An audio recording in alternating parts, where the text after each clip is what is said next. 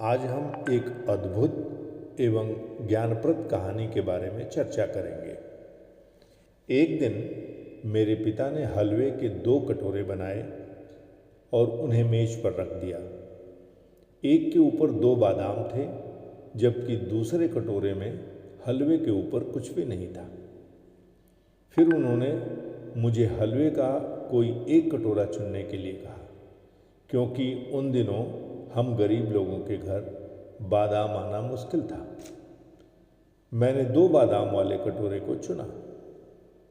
मैं अपने बुद्धिमान विकल्प निर्णय पर खुद को बधाई दे रहा था और जल्दी जल्दी मुझे मिले हुए 2 बादाम वाले कटोरे के हलवे को खा रहा था। परंतु मेरे आश्चर्य का ठिकाना नहीं था जब मैंने देखा कि मेरे पिता वाले कटोरे के नीचे 4 बादाम छिपे हुए थे। बहुत पछतावे के साथ मैंने अपने निर्णय में जल्दीबाजी करने के लिए खुद को डांटा। मेरे पिता मुस्कुराए और मुझे यह याद रखना सिखाया कि आपकी आंखें जो देखती हैं वह हरदम सच नहीं हो सकती। उन्होंने कहा कि यदि आप स्वार्थ की आदत की अपनी आदत बना लेते हैं तो आप जीत कर भी हार जाएंगे। अगले दिन मेरे पिता ने फिर हलवे के 2 कटोरे पकाए और टेबल पर रखे। एक कटोरा के शीर्ष पर 2 बादाम और दूसरे कटोरे के ऊपर कोई बादाम नहीं था। फिर से उन्होंने मुझे अपने लिए एक कटोरा चुनने को कहा। इस बार मुझे कल का संदेश याद था, इसलिए मैंने शीर्ष पर बिना किसी बादाम वाले कटोरे को ही चुना। परंतु मेरे आश्चर्य करने के लिए इस बार इस कटोरे के नीचे एक भी बादाम छुपा नहीं था। फिर से मेरे पिता ने मुस्कुराते हुए मुझसे कहा, मेरे बच्चे, आपको हमेशा अनुभवों पर भरोसा नहीं करना चाहिए, क्योंकि कभी कभी जीवन आपको धोखा दे सकता है या आप पर चालें खेल सकता है।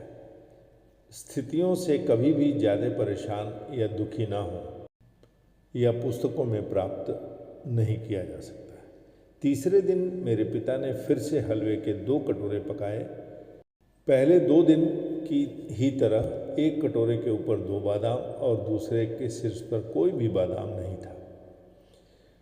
मुझे उस कटोरों में से दोनों में से एक को चुनने के लिए कहा गया जो मुझे चाहिए था, लेकिन इस बार मैंने अपने पिता से कहा, पिताजी, आप पहले चुनें। आप परिवार के मुखिया हैं और आप परिवार में सबसे ज़्यादा योगदान देते हैं।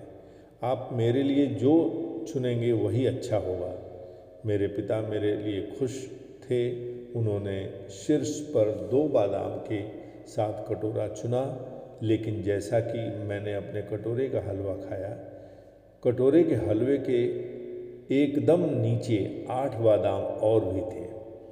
मेरे पिता मुस्कुराते हुए मेरी तरफ देखे और आंखों में प्यार से देखते हुए उन्होंने कहा, मेरे बच्चे, तुम्हें याद रखना होगा कि जब तुम भगवान पर सब कुछ छोड़ देते हो तो वे हमेशा तुम्हारे लिए सर्वोत्तम का चयन करेंगे, और जब तुम दूसरों की भलाई के लिए सोचते हो, अच्छी चीज़ें स्वाभाविक तौर पर आपके साथ भी हमेशा होती रहेंगी।